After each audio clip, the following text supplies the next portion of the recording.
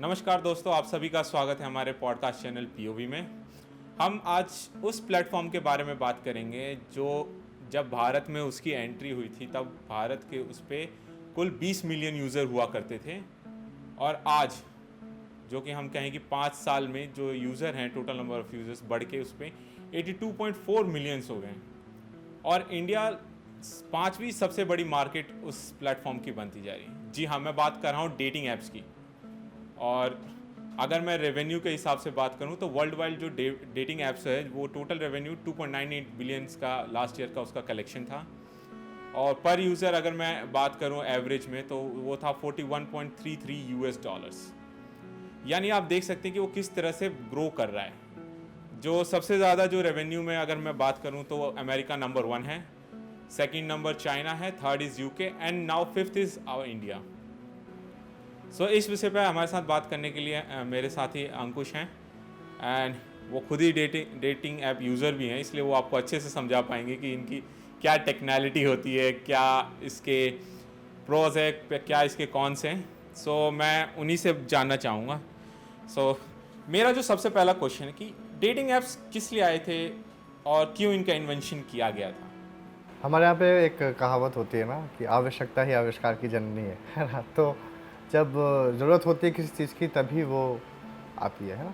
और dating app जो है वो एक तरह का हम उसको बाय प्रोडक्ट कह सकते हैं, है ना। और वो जो न्यू लिबरलाइजेशन हो गया पूरी दुनिया में, और जिस तरह से ग्लोबलाइजेशन हुआ, टेक्नोलॉजी आई, है ना, अलग अलग तरीके की चीज़ें एक्सेस में आ गई हमारे, तो ऑब्वियसली उनका इफ़ेक्ट हमारी पर्सनल लाइफ में ही पड़ना था, और स्पेशली रोमांटिक लाइफ में पड़ना ही था, निश्चित रूप से। तो वो डेटिंग ऐप जो है वो उसका मैनिफेस्टेशन है एक तरह से, है ना। वो ये दिखाते हैं कि इस नई इकॉनमी में हमारा जो, हम एक बहुत अच्छा वर्ड यूज़ करते हैं उसके लिए, वो है डेटिंग पूल। हमारा डेटिंग पूल बड़ा हो गया है ना। और उसका ही रिज़ल्ट ये डेटिंग ऐप्स है। वो नीड यहाँ के बहुत सारे यूथ में थी, और उस नीड को फुलफ़िल करने के लिए डेटिंग ऐप्स हमारे यहाँ पे आए। That is what has happened. क्योंकि हमारे कल्चर में तो ऐसा पहले कुछ था नहीं। आई मीन एक तरह से नहीं था, मगर एक तरह से था भी। एक तो ये बड़ा मुश्किल होता है ना, जब कि कल्चर किस जगह पे आप हिस्ट्री में उंगली रख के बोलेंगे कि ये हमारा कल्चर है ना। ये बड़ा मुश्किल काम है। और जैसे हमारे यहाँ पे वसंत उत्सव का तो मतलब कॉन्सेप्ट है ना। बहुत से उत्सव इसलिए भी मनाए जाते हैं कि उसमें यंग लोग मिलें, और उनमें कुछ हो। इसके बारे में बहुत कविताएं लिखी गई हैं, है ना, कि किसी उत्सव के दौरान लोगों का मिलना और प्यार हो जाना। ये तो बहुत ही कॉमन मतलब एक मोटिव रहा है हमारे यहाँ पे। उसके अलावा हमारे यहाँ अरेंज मैरिजेस का तो खैर कॉन्सेप्ट होता ही था, लेकिन ये भी इंटरेस्टिंग था कि वो अरेंज कौन करते थे लोग, और उसके लिए भी कुछ खास लोग डिफाइन होते थे। जैसे कि हमें एक वर्णन मिलता है, नाई नाई शादियाँ तय करते थे पहले, है ना। राम लला नरसू करके एक किताब है तुलसीदास की, जिसमें नाई उनकी शादी तय करता है एक तरह से। और तो इस तरह की चीज़ें हैं, है ना। तो ऐसा नहीं है कि हमारे यहाँ ये नीड नहीं थी, हमारे यहाँ प्रेम को वो किया गया है। ये तो बहुत ही नई इनफैक्ट बात है कि हमारे यहाँ प्रेम पे इतना दबाव डाल दिया जाता है। वरना हम काफ़ी प्रेम पूर्वक रहने वाले लोग हैं, और प्रेम को हम काफ़ी प्रमोट करते हैं, प्रेमोत्सव मनाते हैं। तो ऐसा नहीं है कि हमारे हमारे कल्चर में डेटिंग उसका हिस्सा नहीं रही। लेकिन हाँ, डेटिंग क्या होती है, उसके मायने क्या हैं, जिस पे होपफुली हम अभी आगे बात करेंगे। डेटिंग के नए नए जो टर्म्स आ गए हैं, जो नए नए रूप आ गए हैं, उनके बारे में डिस्कस करना चाहिए हमें। कि ऑफ कोर्स टेक्नोलॉजी आई है, उसके साथ नई लिंगो आई है, नई लैंग्वेज आई है, नया रेटरिक आया है, नया सब कुछ आया है, तो उससे चीज़ें चेंज हुई हैं, there is no doubt about it. मगर the idea of love is eternal, it has been there forever. Sufi poetry से लेके प्रेम मार्गी सूफी पोइट्री में आप देखते हैं पद्मावत वगैरह उसी का हिस्सा है। तो रहा है, तो हमेशा से रहा है, उसमें कोई। उसका हम डेटा से भी देख सकते हैं कि जैसे कि मैंने बताया पहले कि भारत में पहले इसके जब यूज़र्स थे, मतलब आज से 5 साल या मैं 6 साल पहले की बात करूँ तो वो होते थे 20 मिलियन। फिर इसमें डायरेक्टली हाइक होता है 293% का। जैसे आपने कहा ना, प्यार, हम तो प्यार करने वाले देश हैं, तो फिर वो होता था 82.4 मिलियन। अब प्यार के साथ साथ व्यापार भी होता है। अब जिसने इस ऐप का निजात किया वो हमें फ्री में तो कुछ देता नहीं है। मैं इसकी वो जानना चाहूँगा, जैसे आप किसी ऐप पे आते हैं तो वो फंक्शन कैसे करता है। हाँ, ये बहुत अच्छा सवाल है। अलग अलग तरह के ऐप अलग अलग तरह से फंक्शन करते हैं। इस समय भारत में जो कई ऐप जो पॉपुलर हैं, उनमें टिंडर है, ग्राइंडर है, बम्बल है और हिंज है और हैपन है। इवन लोग तो लूडो में भी डेट कर लेते हैं। आजकल तो लोग लिंक्डइन पे भी कर ले हाँ रहे हैं। लिंक्डइन पे भी कर लेते हैं, है ना।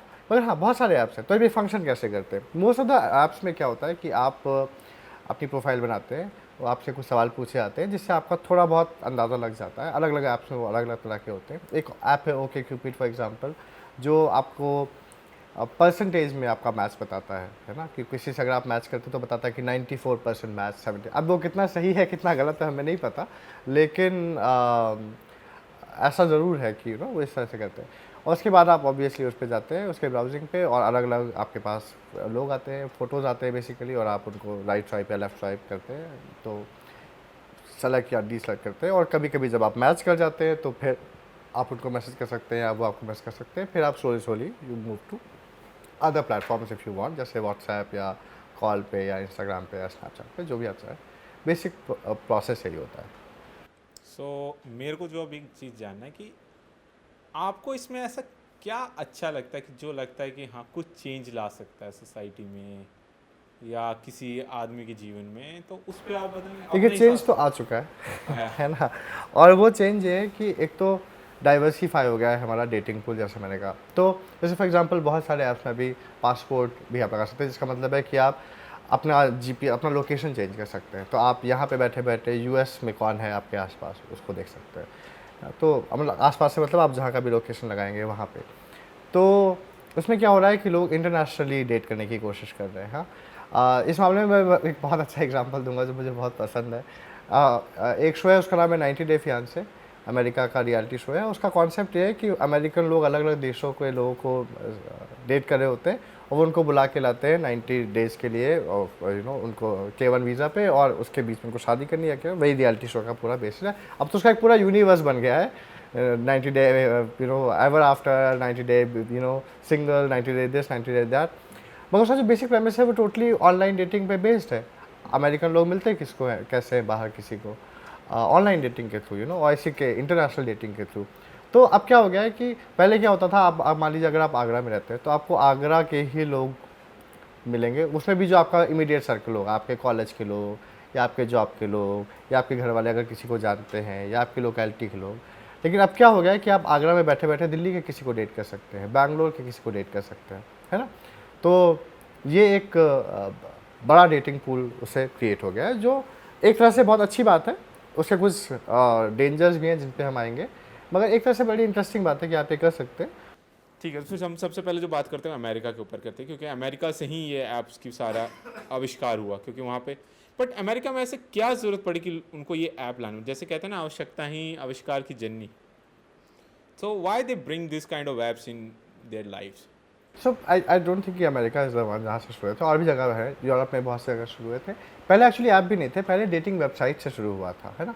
उसके भी पहले डेटिंग एजेंसीज हुआ करती थी। अगर आप पुराने अमेरिकन शोज़ देखें तो आप देखेंगे उनमें लोग डेटिंग एजेंसीज में जाते हैं। आई थिंक साइनफेल्ड का एक एपिसोड है जिसमें ऐसा होता है कि जॉर्ज जाता है किसी डेटिंग एजेंसी में और वो अपना कुछ क्राइटेरिया देता है, ऐसा कुछ है शायद।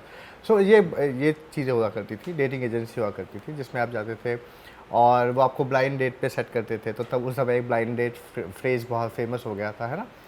तो वो होता था। उसके बाद डेटिंग वेबसाइट्स बनी।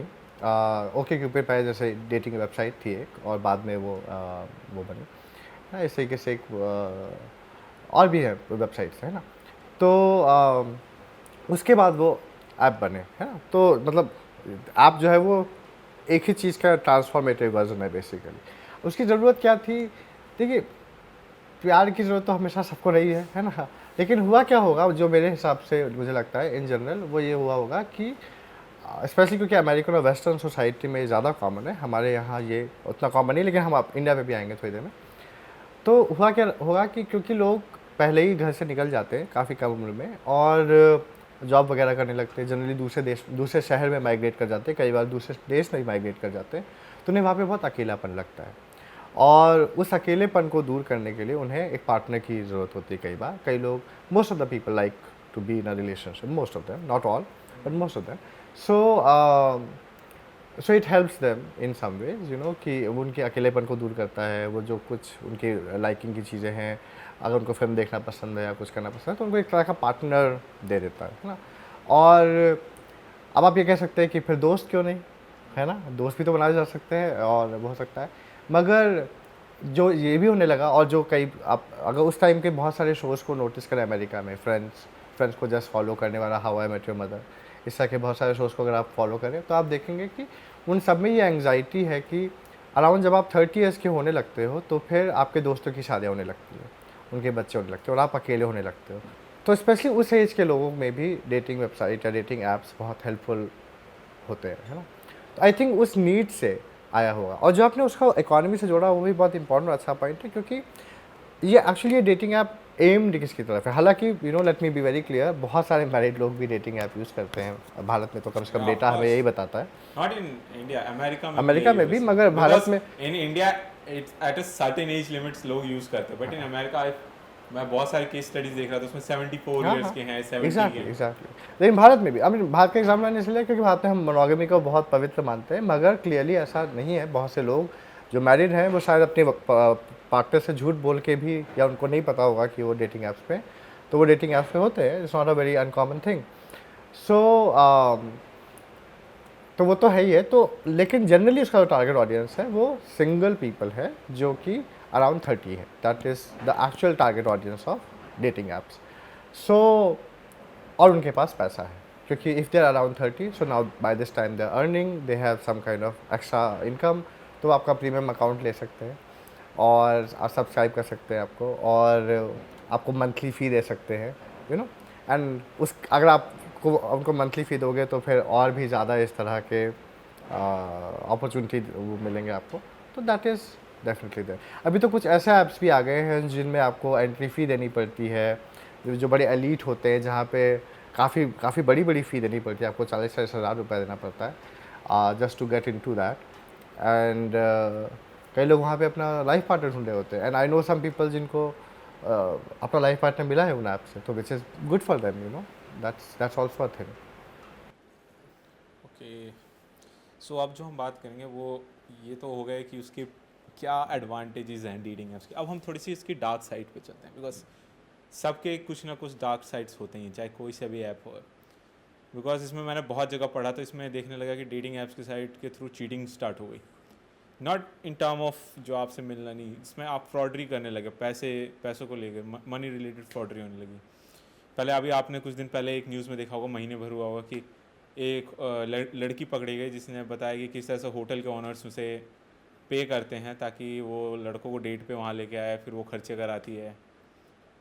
तो इस तरह के भी केसेस देखने को मिले। तो आप इसको किस तरह से देखना पसंद करते हो कि ये क्या हो रहा है? मतलब हम बनाए ऐप टू फाइंड लव, अब यहाँ पे लव की जगह यहाँ पे अब फ्रॉडरी स्टार्ट हो गई। See, मैं ऐसा मानता हूँ कि अगर, और ऐसे कॉर्पोरेट भी ऐसे काम करते हैं, अगर उनको आपकी कोई कमज़ोरी पता है, अगर आपको उनकी कोई वल्नरेबिलिटी पता है, तो वो उसका टोटली यूज़ कर सकते हैं। अगर आप, और तो इसका मतलब ये नहीं कि आप वल्नरेबल होना बंद हो जाए या आपकी वल्नरेबिलिटी नहीं होनी चाहिए, you know, everybody has their own journey.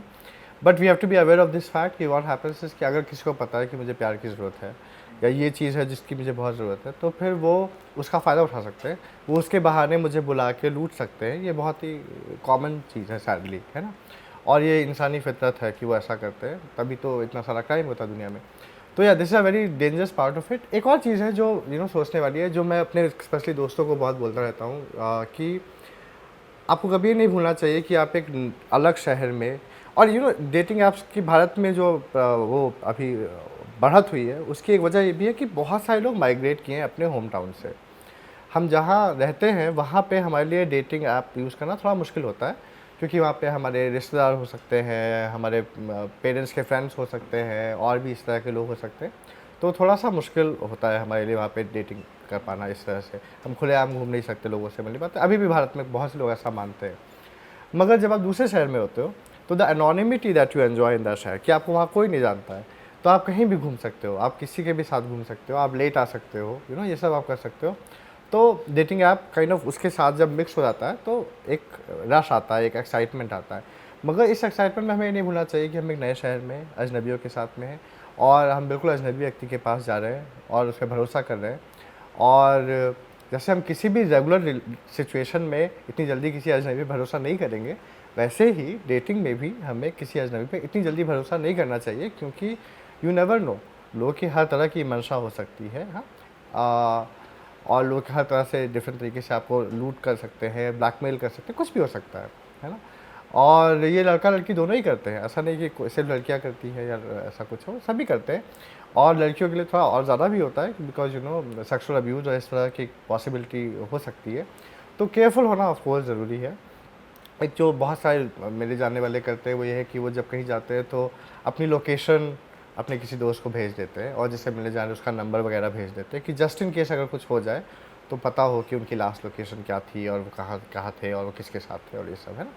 तो इस तरह की बेसिक सिक्योरिटी की चीज़ें करने की कोशिश करनी चाहिए हमें। ऑफ कोर्स केसेस होते हैं, अभी हम उन केसेस पे और भी बातें करेंगे, मगर हाँ ये डेंजर तो है। बिकॉज जब मैं एक केस स्टडी पढ़ रहा था तो उसमें ये था कि वो एक लड़का था, उस लड़की को डेट करता है एंड देन उसको इतना कॉन्फिडेंट में ले लेता अपने कि वो उससे कहता है कि मुझे पता है कि क्रिप्टो करेंसी में किस तरह से बढ़त होने वाली है। सो वो लड़की उसको $200,000 देती है, which is not a small amount. In India के लैंग्वेज में बोलूँ तो $2 लाख। तो बाद में पता चलता है कि वो सारा पैसा लेके भाग गया। सो अब इससे हम हट के थोड़ी सी इस पर बात करते हैं। गोस्टिंग एक बहुत अच्छा टर्म मेरे को सुनने को मिला था, गोस्टिंग। तो बिकॉज मैंने देखा कि ऑलमोस्ट एक डेटा भी पढ़ा था, उसमें बता रहे थे 76% जो लोग जिनके साथ गोस्टिंग हो बहुत ज़्यादा ही उसका इम्पैक्ट पड़ता है उन लोगों पे। जैसे एक अमेरिका में रिसर्च हुआ था, 5,000 यूथ को उन्होंने लेके उस पर रिसर्च किया था कि कौन गोस्टिंग सबसे ज़्यादा करता, मैन और वुमेन। ठीक है, तो उसमें एक डेटा आया था कि 45% मैंस ने एडमिट किया था कि yes they ghosted someone and 47% womens ने कहा था yes they ghost someone in their past और अभी जो भी डेटिंग साइट से हुआ। ये डेटिंग साइट का था, ये नहीं कि उन्होंने पर्सनल लाइफ में क्या हो। सो मेरा ये बताना है कि गोस्टिंग किस तरह से मतलब लोगों को इम्पैक्ट करता है, मतलब इमोशनली और बेसिकली इमोशनली सबसे ज़्यादा करता है कि अगर कोई आपको गोस्ट करता है, और ये गोस्टिंग होता क्यों है। उसके उस पर से पहले मैं आपके पिछले वाले पॉइंट से जुड़ी एक और बात ऐड करना चाहता हूँ कि एक नेटफ्लिक्स पे डॉक्यूमेंट्री है द टिंडर स्विंडलर, जो बेसिकली इसी तरह के केस के बारे में, जहाँ पे एक लड़का कई लड़कियों को स्विंडल कर रहा था यू नो टिंडर पे मिलके, और उनसे पैसे लूट रहा था। और यू नो इट्स, अगर आप इस सब्जेक्ट में इंटरेस्टेड है तो आपको देखनी चाहिए, मदद करेगी वो आपको समझने में कि डेटिंग ऐप से किस तरह से आप यू नो फंस सकते हैं चीज़ों में। सो घोस्टिंग जो एक कॉन्सेप्ट है, ये एक इंटरेस्टिंग कॉन्सेप्ट है।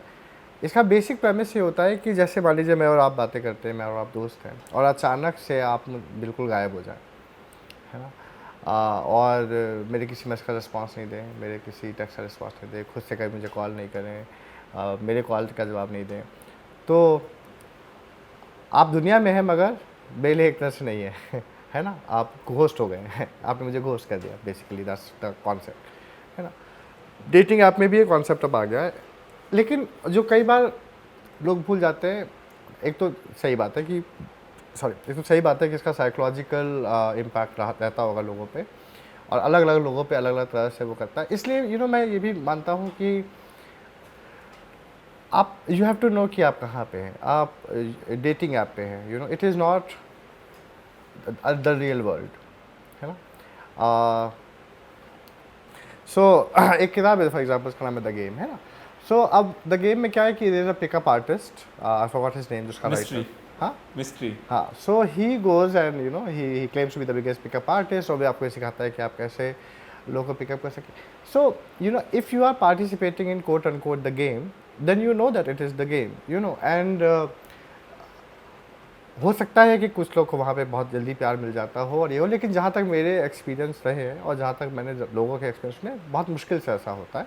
आप लकी हो सकते हैं मगर बहुत आसान नहीं है ये, है ना। सो और अगर आप डेटा निकालेंगे तो ज़्यादातर लोगों को नहीं मिले होंगे पार्टनर्स इन डेटिंग ऐप से, बहुत कम लोगों को एक्चुअली मिले होंगे। तो यू नो कि आप किस सिचुएशन में जा रहे हैं, तो यू हैव टू बी, क्योंकि सामने वाला आपकी मेंटल हेल्थ की केयर नहीं करेगा, sadly that is the place you are going into, you know they will not care about it. So आपको अपनी केयर खुद करनी पड़ेगी, और आपको खुद अपने मैकेनिज्म सेट करने पड़ेंगे कि वो ऐसा नहीं हो, अपनी बाउंड्रीज भी सेट करनी पड़ेंगी कि क्या हो। तो मुझे लगता है कि जब लोग घोस्टिंग से बहुत ज़्यादा डिस्कशन होने लगता है और जब ये सुनने लगता है, यू हैव टू अंडरस्टैंड कि जो सामने वाला है उसके पास हज़ारों ऑप्शंस हैं, you know, and you are just one of those options. और हो सकता है कि उनकी शुरू में आपसे थोड़ी बात हुई हो, and then they are just not interested, और you know they found somebody, और they are busy, you know. उनके लिए हो सकता है कि उतना इंपॉर्टेंट नहीं है जितना आपके लिए, जितना आप अपनी तरफ से दे रहे हैं उस ऐप में, ऐसा ज़रूरी नहीं कि सामने वाला भी दे रहा हो। तो उससे एक्सपेक्टेशन आप कैसे कर सकते हो? It's, you know, it would be unfair to do that. तो हाँ, तो घोस्टिंग से मेंटल हेल्थ पे तो असर पड़ता है, but we have to prepare ourselves for that if we are going into that game, और if that is something which is too sensitive to you, then you shouldn't do it, you know. Don't be in this because you know कि लोग आपको hurt करेंगे। अच्छा, सबसे most common reason क्या होता है घोस्टिंग के लिए? अलग अलग हो सकते हैं। जैसे फॉर एग्जांपल, अगर so I have had conversation about this, you know, इस पॉडकास्ट के लिए प्रिपेयर करते हुए मैंने अपने बहुत सारे दोस्तों से और जानने वालों से डिस्कस किया ये टॉपिक, और देखा कि उनके क्या एक्सपीरियंसेस रहे। एक जो बहुत ही कॉमन मुझे लड़कियों में वो दिखा, वो ये था कि लड़के क्रीपी हो जाते हैं। क्रीपी मतलब वो उनसे सेक्सुअल फेवर्स एक्सपेक्ट करने लगते हैं, pictures, you know, intimate pictures expect करने लगते हैं, वीडियो कॉल्स एक्सपेक्ट करने लगते हैं, तो या मिलने के लिए बहुत प्रेशराइज करते हैं, तो वो थोड़ा सा क्रीपी लगने लगता है लड़कियों को। तो जनरली कई लड़कियां इस बात में घोस्ट कर देती हैं। कभी कभी लड़कियों को लड़के बहुत शेडी भी लगते हैं। शेडी मतलब कि वो किस तरह की चीप बात कर देते हैं उनसे, या किस तरह की चीप बातें वो करने लगते हैं, तो वहाँ पे थोड़ी सी लड़कियाँ घबरा जाती हैं।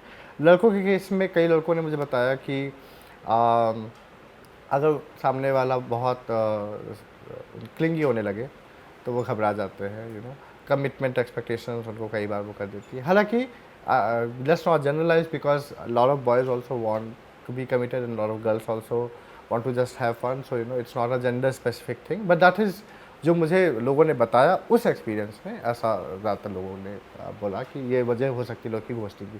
जो एक बहुत ही कॉमन वजह है जिसकी वजह से मैं बहुत जल्दी लोगों को घोस्ट कर देता हूँ, वो ये होता है कि आई will not call it ghosting actually, मैं उनसे बस बात नहीं करता हूँ ज़्यादा, क्योंकि मुझे लगता है कि कई लोग बोरिंग होते हैं, you no, not everybody is interesting, and अगर कोई मेरा इंटरेस्ट नहीं होल्ड कर पा रहा है तो फिर उससे बात करने का कोई फ़ायदा नहीं है, क्योंकि आगे तो क्या ही होगा। अगर अभी पहले शुरुआती कॉन्वर्सेशन में ही कोई मेरा इंटरेस्ट नहीं होल्ड कर पा रहा है, so I will not go ahead with that. जो अभी आपने कहा ना कि आपको इंटरेस्ट नहीं कर पाता या अट्रैक्ट नहीं कर पाता, तो फोर्ब्स हेल्थ में एक यही रिसर्च की गई थी और उसमें उससे पूछा गया था what are the most common reasons for ghosting. तो उसमें कुछ ये भी लाइनें थी जैसे कि I don't find them attractive, ठीक है, I didn't like their personality. तो there are lots of answers given. It's a gender wise research जिसमें आप कहेंगे मेल्स कितने परसेंट उस पर एग्री होते हैं, फीमेल्स कितने होते हैं ना, ओवरऑल जिसमें था, ठीक है। अब मैं जो सेकंड टर्म पे आता हूँ यूज़ करने, तो वो होता है कैट फिशिंग।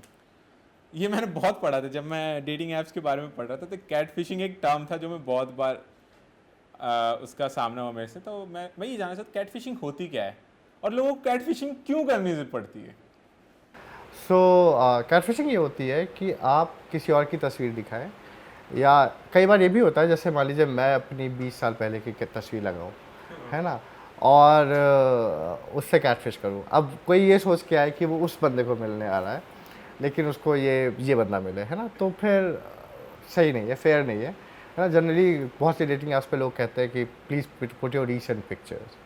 रीसेंट पिक्चर से यही मतलब है कि आप अभी की पिक्चर डालिए, ये नहीं कि आपने 5 साल 10 साल पहले की, तब आपके पूरे बाल थे, अब आप बिल्कुल आपके बाल चले गए। Because for some people that can be a thing, for some people that is not a thing, that is also fine, है ना। But depending on what is your expectation वो होता है। कई लोग क्या करते हैं, किसी और की पिक्चर लगा देते हैं और उसके बल पे आपसे मिल लेते हैं ये वो। एक बहुत ही इंटरेस्टिंग केस है जो 90s डे फियांसे में ही है। एक लड़का है, उसका नाम है सुमित, इंडिया से है, वो दिल्ली से, इनफैक्ट द्वारका से शायद, और उसकी एक गर्लफ्रेंड है जो उससे लगभग डबल है एज में, जेनी, और जो अमेरिकन है। और जेनी अब इंडिया आ जाती है और उससे शादी भी कर लेती है इवेंचुअली। बहुत लंबा इनका वो है, बहुत लंबा केस चलता है और ये वो। तो जब सुमित से शुरू में बात करना शुरू करता है तो अपनी पिक्चर नहीं भेजता है, किसी वाइट लड़के की भेजता है, और जेनी मान लेती है। फिर बाद में वो रिवील करता है कि एक्चुअली मैं तुम्हें कैटफिश किया था, ये है। तो अब इस केस में देखिए और शादी तक बात पहुंच गई है, और यू नो ये भी है, मगर कई केस पे नहीं भी पहुंचेगी। In general I think it's a very bad practice. आप चीट कर रहे हो एक तरह से, किसी को गलत पिक्चर दिखा रहे हो या गलत वो कर रहे हो। कैट फिशिंग भी एक तरह से घोस्टिंग में कन्वर्ट हो सकती है। आई मीन आपने मेरे को कैटफिश किया, मैंने लास्ट में आपको ghost मैंने कर आपको दिया। घोस्ट कर दिया वो हो सकता है हाँ, but you also that's the thing कि ये सारे टर्म्स जो होते हैं ये कहीं ना कहीं एक दूसरे से जुड़ तो जाते ही है, कुछ ना कुछ का कनेक्शन होता है। बस जैसे कि मैंने बहुत जगह देखा और बहुत पढ़ भी रहा था, तो इसकी साइकोलॉजी जानना चाहूँगा कि गर्ल्स को सबसे ज़्यादा लाइक मिलते हैं इन कंपैरिजन टू बॉयज़, ऐसा क्यों होता है? बिकॉज वी आर एटलीस्ट अगर आप इंडिया की बात करेंगे तो we are a sex starved country it seems, you know हमारे यहाँ बहुत परवर्जन है इसको लेके, सैडली बहुत कुछ ज़्यादा ही डेस्परेशन है जो देखते हैं वो, इसलिए भी है क्योंकि हमारे यहाँ बहुत रिग्रेसिव कर देते हैं, यू नो, और बहुत सारे you know see the thing is and this is very sad because you know on one hand I would obviously you know I was saying earlier कि हम प्यार से जुड़े हुए हैं हमारी, अगर आप पूरी दुनिया में रिसर्च कर लेंगे भारत से ज़्यादा स्पेशली बॉलीवुड से ज़्यादा प्रेम कहानियाँ किसी भी देश में नहीं बनती हैं फिल्मों में, सबसे ज़्यादा प्रेम कहानियाँ हमारे वहाँ बनती है, लगभग हर फिल्म में प्रेम कहानी होती है, सारी फिल्में प्रेम कहानियाँ ही होती है लगभग, है ना। लेकिन हमारे अपने समाज में प्रेम को बहुत वैल्यू नहीं दी जाती है ना, और अगर कोई प्रेम करता है तो बहुत मुश्किल होती है उनके लिए उन सक्सेस पाना अपने प्यार में और शादी कर पाना और ये सब। हमारे देश में कितना हाई रेट है ऑनर किलिंग्स का फॉर एग्जांपल, है ना, हमारे देश में कितना हाई रेट है इसका कि लोग प्रॉपर्टी से जुड़े झगड़े हो जाते हैं जब शादियां होती हैं, कास्ट से जुड़े हुए झगड़े हो जाते हैं, बहुत सारी समस्याएं हैं हमारे देश में और जिन पे हमें वो रहना चाहिए। तो होता क्या है कि बहुत सारे लोग जो हैं वो शायद इसलिए फ़िल्मों में प्यार पसंद करते हैं क्योंकि फ़िल्म उनकी फैंटेसी स्पेस रहती है और वहाँ पे वो जो अपनी ज़िंदगी में नहीं कर पाए वो उनको पर्दे पे नज़र आ जाता है और वो खुश रहते हैं कि कम से कम पर्दे पे तो बाबूजी लास्ट पे सिमरन का हाथ छोड़ के बोल देते हैं जा जी ले अपनी ज़िंदगी, क्योंकि रियल लाइफ में ये नहीं हुआ उनकी, है ना, उनकी शादी कहीं और हो गई, उनकी प्रेमिका की शादी कहीं और हो गई, ये सब। But the other part of it is कि because we are such a regressive society हमारे यहाँ लड़कों को शायद ठीक से बड़ा नहीं किया जाता है ना, तो ये समस्या तो है हमारे देश में, कितने लड़कियों के खिलाफ़ कितने जुर्म होते हैं और कितने प्रकार का यौन शोषण होता है, और ये समस्या पुरुषों की है ना, और इसको डील पुरुषों को ही करना पड़ेगा कि ये गलत शिक्षा दी जा रही है, कहीं ना कहीं गलत तरीके से बड़े हो रहे हैं कि वो करते हैं, तो इसलिए इतना डेस्परेशन और ये सब है कि लड़कियां एक तरह की कमोडिटी की तरह ट्रीट की जाती है लड़कों के द्वारा, एक तरह से ऑब्जेक्टिफाई की जाती है, और तभी लड़कियों को इतने वो करते हैं। एक इक्वल सोसाइटी में ऐसा नहीं होगा, एक इक्वल सोसाइटी में दोनों ही एक दूसरे को बराबर लाइक या डिसलाइक करेंगे क्योंकि वो इक्वल सोसाइटी होगी।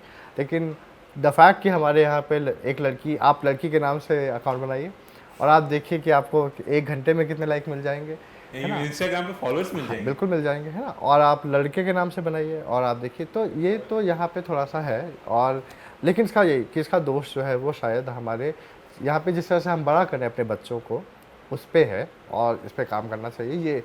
ये तो एक अच्छा डेटा है हमारे लिए काम करने के लिए और समझने के लिए कि हम कहाँ गलत जा रहे हैं। बिल्कुल। So my next question is कि जैसे कि हम कह सकते हैं कि लड़के लड़कियों को तो चलो मिल गया, कि जो आप कहते हो कि ऐप्स जैसे टिंडर, बम्बल, तो ऐसा तो होगा नहीं कि सारे स्ट्रेट लोग होंगे उस पर, कुछ हमारे होमोसेक्सुअल लोग भी होंगे, बाइसेक्सुअल होंगे, ट्रांस, तो क्या उनके लिए भी अलग अलग ऐप्स होता है कि वो भी इन्हीं प्लेटफॉर्म्स पे यूज़ करते हैं, या अगर उनके लिए कोई होता है तो क्या आप हमें बता सकते हैं कौन सा है? बिल्कुल ये बहुत अच्छा सवाल है, और एक तो बहुत ही फेमस ऐप है ग्राइंडर जो मेजरली गे ऐप है, और इसके बारे में बहुत फेमस बात है कि जब शायद लंदन ओलंपिक्स हो रहे थे तो ग्राइंडर क्रैश कर गया था क्योंकि इतने गे लोग एक जगह पे थे कि ग्राइंडर क्रैश कर गया था। और यू नो ये बहुत अच्छी बात है, I think this a very progressive thing that's happening right now कि हम अलग अलग सेक्सुअलिटीज़ के लिए ओपन हो रहे हैं, अलग अलग जेंडर आइडेंटिटीज़ के लिए ओपन हो रहे हैं। और but you know while I say that, you know, let's be also be careful ki how many of these apps and these companies are genuinely interested in that, or you know, opening up and being progressive, and how many of them are just doing it for money, understanding कि इन लोग के पास बहुत पैसा है और ये बहुत पैसा मतलब इसको पिंक मनी बोलते हैं, एक तरह से पिंक मनी है और वो इधर जा रहा है, तो वो ज़रूर है। तो हाँ, तो ग्राइंडर एक ऐप है, बट उसके अलावा जैसे बम्बल, टिंडर वगैरह पे भी आप जब अपनी प्रेफरेंस सेलेक्ट करते हो तो आप कुछ भी सेलेक्ट कर सकते हो। आप सेलेक्ट कर सकते हो कि you know as a man you want man, you want men and women, you want women, what do you want, you know, you can choose. So based on that you can kind of have, I think Tinder में तो अब उन्होंने बहुत सारे gender options भी दे दिए आपको अपने लिए भी, which is very nice. So ये सारी पॉसिबिलिटीज़ हो गई। नो आई थिंक इसमें एक जो बहुत इंटरेस्टिंग चीज़ हो रही है जिस पे ज़रूर डिस्कस होना चाहिए वो ये है कि जब इस तरह से देखिए हमने पहले ही 2-3 पॉइंट्स कवर कर लिए कि एक तो एनोनिमिटी मिलती है आपको, है ना? ऐप्स में आपको एक अलग तरह की एनोनिमिटी मिलती है, हालाँकि क्योंकि ऐसा भी नहीं है कि सब लोग अपनी पिक्चर्स डालते ही हैं ऐप्स पे। बहुत सारे ऐप्स पे लोग अपनी पिक्चर्स नहीं भी डालते हैं और बाद में प्राइवेटली आपसे पिक्चर्स शेयर करते हैं, तो वो भी होता है।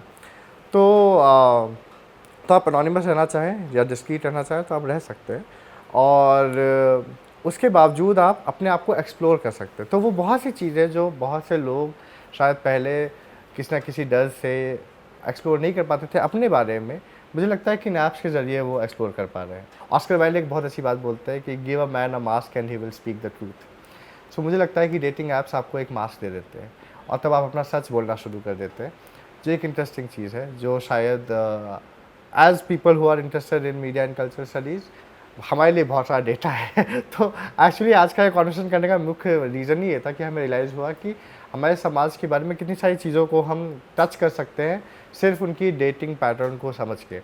तो इसमें 2 क्वेश्चन ऐड करूँगा मैं। एक तो आपका वियर्ड एक्सपीरियंस क्या रहा है डेटिंग ऐप में, और दूसरा ये है कि how you know that you are addicted to these apps और not? See, the second I don't know because I'm not addicted to any of these apps. In fact, मैं उनके notifications भी ऑन नहीं रखता हूँ।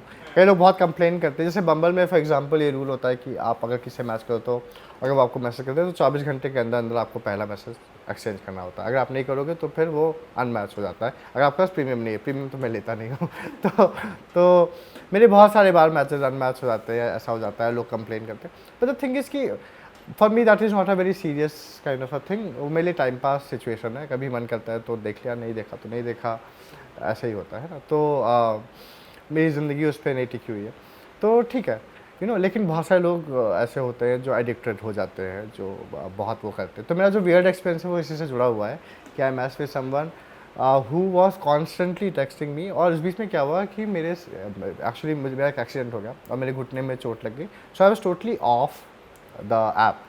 और फिर वो एक महिला थी और वो बार बार मेरे से ये बोलने लगी कि मैं आपको आके देखूंगी और ये करूंगी और प्लीज़ आप मुझसे। और मुझे लगा कि ये बहुत ही ज़्यादा मतलब हो रहा है क्योंकि अभी तो हमारी बात ही शुरू हुई है, तो और मैंने उनको बता दिया था कि मेरे पैर में चोट लगी हुई है। मगर उसके बाद क्या हुआ कि वो काफ़ी वो हो गया। फिर उन्होंने मुझसे बोला कि आप मुझे फ़ोटो दिखाइए, है ना। तब उसके बाद फिर मैंने उनको अनमैच कर दिया क्योंकि क्योंकि क्योंकि और पता है इट्स वेरी सैड बिकॉज मुझे समझ में आया था कि ये कहाँ से आ रहा है। शायद उनके पहले के एक्सपीरियंसेस बुरे रहे होंगे, शायद ऐसा होगा कि उनके पहले के जो भी पार्टनर रहे होंगे उन्होंने उनके साथ झूठ बोला होगा या धोखा दिया होगा या इस तरह से बहाने मारे होंगे। मगर जब आप किसी नए व्यक्ति को मिलते हैं और आप इसको भी आज की कंटेम्प्रेरी डेटिंग लैंग्वेज में इसके लिए एक वर्ड है baggage.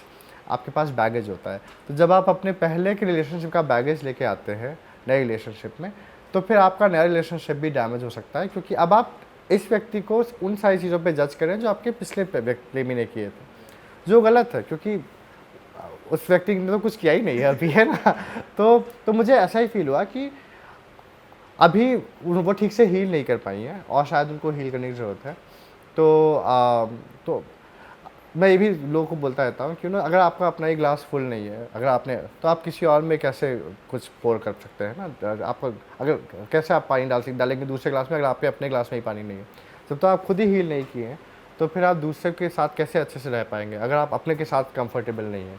So I believe that you should only go into these things if you are happy being with yourself, and then now you are in a place where you can be with somebody else also. But if you think of going into a relationship thinking कि मैं अधूरा हूँ और सामने वाला मुझे पूरा कर देगा, तो गलत है ये, है ना। ये फिल्मों ने हमारे दिमाग में गलत आई थिंक धारणा डाल रखी है। आपको you have to be a complete person in yourself and then you go and find somebody. So एक जो मैं लास्ट क्वेश्चन हो गई बिकॉज मेरे को भी एक चीज़ मैंने ऑब्जर्व करी थी इन डेटिंग ऐप्स पे, मैं तो नहीं हूँ बट मैंने बहुत जगह देखा इसको, लोग वो दिखने की कोशिश करते हैं जो वो है नहीं और जो होते हैं वो दिखाना नहीं चाहते। ऐसा क्यों? बहुत जगह मैंने इस चीज़ को देखा। पर social media is a fantasy space, हम इंस्टाग्राम पे भी यही करते हैं। बट इन डेटिंग भी तो एक तरह का सोशल मीडिया है ना। देखो आप एक इमेज प्रोजेक्ट कर रहे हो अपनी, है ना, यही तो कर रहे हो आप। इंस्टाग्राम पे आप क्या करते हो, अपनी एक इमेज प्रोजेक्ट करते हो। आप दिन में दाल चावल खाते हो, शाम को आप कहीं जाते हो बाहर खाने और आप उसकी पिक्चर पोस्ट करते हो, अपनी दाल चावल की पिक्चर तो नहीं पोस्ट करते ना। अगर आप करते हो तो बहुत अच्छी बात है, गुड फॉर यू, मगर ज़्यादातर लोग नहीं करते है ना, मैं नहीं करता हूँ, है ना। तो द थिंग इज़ कि हम एक तरह की लाइफ स्टाइल, एक तरह की उसको प्रोजेक्ट करते हैं। कई बार वो एस्पिरेशनल भी हो सकती है, कई बार वो सिर्फ अपना मन भी हो सकता है, इससे मैं ये भी बोलता हूँ कि किसी के सोशल मीडिया को इतना भी सीरियसली नहीं लेना चाहिए। मैं तो नहीं लेता हूँ, जो मेरा मन आता है मैं वो पोस्ट करता हूँ, और नहीं लेना चाहिए इतना ज़्यादा किसी का सोशल मीडिया को, कि इतनी कोई बड़ी बात नहीं होती है। वो एक तरह से उनकी अपनी प्रोजेक्शंस हैं और उसको उस तरह से देखना चाहिए। हाँ, तो वो तो होता ही है, बट और एक और बात भी है कि हम एक ऐसे मटेरियलिस्टिक समाज में रहते हैं जहाँ पे इन सब चीज़ों को कई लोग सैडली वैल्यू करते हैं, है ना। जैसे मुझे मेरा एक दोस्त बोलता है, जब मैं उसे डिस्कस कर रहा था इस पॉडकास्ट के बारे में, तो उसने मुझसे बोला कि देखो, अगर कोई लड़के को अपनी प्रोफाइल बनानी हो तो उसको एक जिम करती हुई फ़ोटो लगानी चाहिए, एक कुत्ते बिल्ली के साथ में फ़ोटो लगानी चाहिए, एक विदेश घूमते हुए लगानी चाहिए। अब ये 3-4 प्रजातियाँ होती हैं पिक्चर्स की जो आपको लगानी चाहिए, कैटेगरीज होती है। एक सूट में लगानी चाहिए, क्योंकि अपेरेंटली कई लड़कियों को फॉर्मल्स में लड़के बहुत अच्छे लगते हैं। So that is this coming from a guy who is very active on dating websites and who has lots of matches apparently. That's what he told me. So that's what he told me. I don't know, right? So so now उसमें क्या होता है कि अब ये एक image project हो गई आपकी कि आप इस तरह के व्यक्ति हो, है ना। ज़्यादातर लोग क्या रखते हैं, ट्रैवलर, वांडरलस्ट, रीडर, यही होता है ना सबके। हाँ, लव्स एनिमल्स, पेट लवर, पेट पेरेंट, डॉग पेरेंट, ये करते हैं ना। तो ये कुछ बज़वर्ड्स बन गए और लोग उनके बेसिस पे एक दूसरे को वो सेपियोसेक्सुअल, एक नया वर्ड आ गया। तो इस तरह के बहुत सारे वर्ड्स अब आ गए हैं जो वो हो गए। क्या मैं ये कह रहा हूँ कि कोई भी इस तरह के लोगों में जेन्युइनली इंटरेस्टेड नहीं होता है, किसी का भी जेन्युइन ऐसा नहीं है, हो सकता है कुछ जेन्युइनली सेपियोसेक्सुअल लोग होते हैं, लेकिन ये वर्ड इतना बज़वर्ड बन गया है कि अब उसकी जो वैलिडिटी है वो कहीं ना कहीं खो जाती है, because everybody writes that, so you don't know. अच्छा, because you are not on dating website. So it's a very common thing now, है ना। तो ये तो प्रोजेक्शन तो है ना। और इसलिए according to me, what if you ask me what is the biggest critic of dating apps और डेटिंग वेबसाइट्स, इसकी आप पिक्चर से किसी व्यक्ति को समझ नहीं सकते हो, है ना। मेरी पिक्चर्स तो बहुत टस्ट अप हो सकती हैं, उसमें बहुत चीज़ें हो सकती हैं, मैं फ़ोटोशॉप वगैरह पता नहीं क्या क्या कर सकता हूँ, है ना। और ऐसा भी कई बार हो सकता है कि शायद मैं पिक्चर में उतना अच्छा नहीं लगूँ, लेकिन जब आप मुझसे मिलो तो मेरी ऑरा, मेरी एनर्जी आपको बहुत पसंद है, क्योंकि मुझे लगता है लोगों की एनर्जी होती है इंस्टेड ऑफ जस्ट उनकी इमेज या फोटोग्राफ। और आप कई बार उनकी फ़ोटोग्राफ से उनकी एनर्जी नहीं समझ सकते हो। जब आप उनसे मिलते हो तो आपको लगता है वो कितना बढ़िया व्यक्ति है, और कितना इंटरेस्टिंग है, और कितना इंटेलिजेंट है। कभी कभी आपकी वाइब मैच कर जाती है, बहुत कुछ होता है। मैं अभी भी प्रेफर करता हूँ face to face meetings and face to face things में। ऑनलाइन में आप गेस नहीं कर सकते हो, टेक्सटिंग में आप कितना गेस कर सकते हो। टेक्सटिंग में तो मैं गूगल करके आपको टेक्स्ट कर सकता हूँ, एआई से टेक्स्ट करवा सकता हूँ, आपको क्या पता है ना। तो ये चीज़ें हमें थोड़ी फिगर आउट करनी चाहिए कि वो है। सो आज हम इसको यहीं पे इस चर्चा को ख़त्म करते हैं, बट जाने से पहले मैं आप सबको ये एक नसीहत देना चाहूँगा कि आप जब भी डेटिंग ऐप्स पे आएँ तो अपने आप को मेंटली प्रिपेयर करके आएँ। आप अगर मेंटली प्रिपेयर नहीं करेंगे तो घोस्टिंग और कैट फिशिंग जैसी चीज़ों का आप पे बहुत ज़्यादा इम्पैक्ट पहुंचेगा माइंड पे। सो आप डेटिंग ऐप्स को एज ए एडिक्शन मत लीजिए। अगर एडिक्शन है तो उसको कंट्रोल करने की कोशिश कीजिए, बिकॉज इससे आपको साइकोलॉजिकली प्रॉब्लम हो सकता है। अगर आपको हमारा कॉन्वर्सेशन अच्छा लगा है तो आप हमारे कमेंट बॉक्स में अपने क्रेजीस्ट डेटिंग एक्सपीरियंस को ज़रूर शेयर करें। हम उसको अपने नए वीडियो में, या आगे हमने इस जब भी डेटिंग ऐप्स पे अगर हम वीडियो बनाते हैं तो हम उसको उस वीडियो में इंक्लूड ज़रूर करेंगे। वियरेस्ट हो सकता है, क्रेजी हो सकता है, एंटरटेनिंग हो सकता है, या अगर सीरियस भी हो जिससे आपको लगता है कि लोगों को अवेयर होना हो, आप वो भी एक्सपीरियंस हमारे साथ शेयर कर सकते हैं। तब तक के लिए धन्यवाद। आप हमारा पॉडकास्ट ऐसे ही सुनते रहें और हमें सपोर्ट करते रहें।